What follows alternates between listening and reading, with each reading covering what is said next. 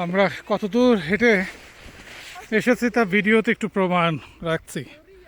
আমরা ওই নিচের থেকে হেঁটে হেঁটে এসেছি। ওই আরও দুজন, নির্জন আগ্নেয়গিরির পাহাড়। এখানে খুব বেশি মানুষ আসার অনুমতি পায় না। আনাহিতা ও আগ্নেয়গিরির পাদদেশে ইতনা হেঁটে যাচ্ছে। রথি ছবি তুলছে আর দূরে সিসিলি শহর দেখা যাচ্ছে আমরা মেঘের উপরে। একটা বড় ধরনের অভিযান, আমার মনে হয় এর থেকে বড় অভিযান আমার জীবনে কখনো করিনি। আমরা দেখি আগ্নেয়গিরির লাভা, ওইখানে যে কিছুক্ষণ জিরিয়ে নিতে হবে। আমাদের পক্ষে আরও অর্ধেক যাওয়া।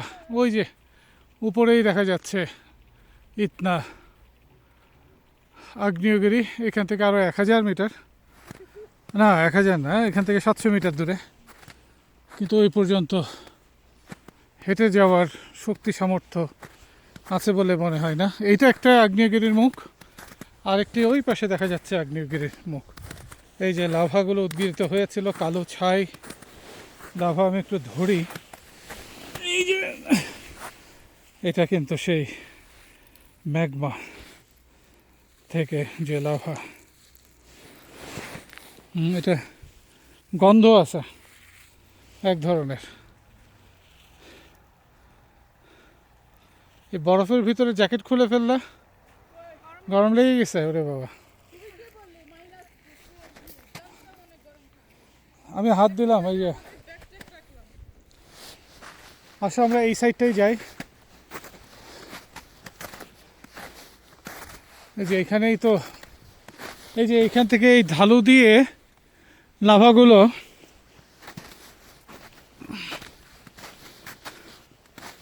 এখানে, এটা কিন্তু যে কোনো সময় আগ্নেয়গিরি অগ্নুৎপাত ঘটতে পারে যে কোনো মুহূর্তে। এবং এটা একটা অনিশ্চিত পাহাড় পৃথিবীতে বলা যায়। আমরা পাহাড়ে ইতনা মাউন্টেনে ট্রেকিং করছি বরফের পথ ধরে। যে দিক দিয়ে হেঁটে যাচ্ছি এখানে আগের কোনো পায়ের ছাপ পাওয়া যাচ্ছে না। তার মানে এই পথটা বোধহয় আমরাই বেছে নিয়েছি।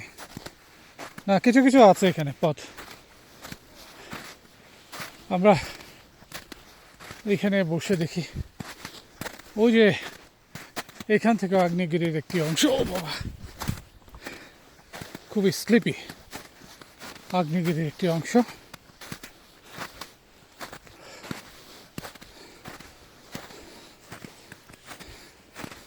এখানে একটু দেখাই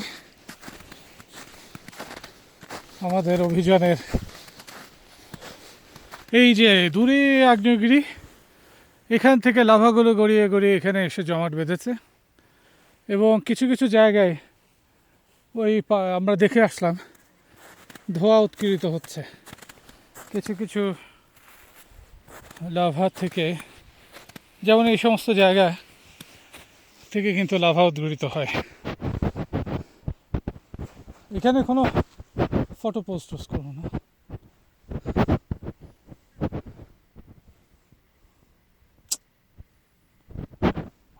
এত ফালতু।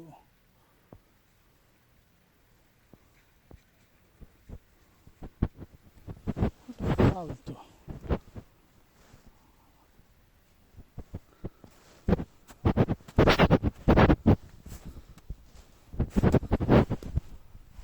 ও কিন্তু ওই যে কোথায় চলে গেছে দেখো, টুকটুক টুকটুক করে।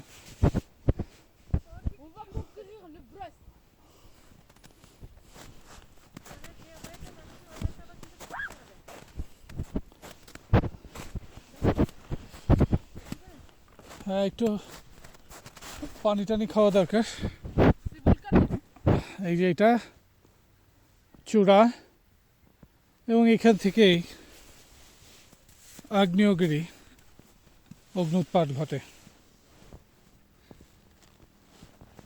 এবং খুবই অ্যাক্টিভ, কিন্তু প্রতি বছরই এখান থেকে লাভা গড়িয়ে আসে।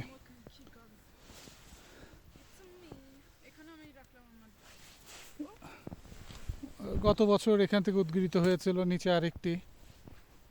তো আমরা এই পৃথিবীর অন্যতম অ্যাক্টিভ ভলক্যানো, উপর দিয়ে কিন্তু ধোঁয়া উঠছে, কিন্তু আমার মোবাইল ফোনে আসলে সেটা ধারণ করা যাচ্ছে না বা আসছে না। মেঘের কুণ্ডলের ভিতরে হারিয়ে যাচ্ছে সেই ধোঁয়াটি।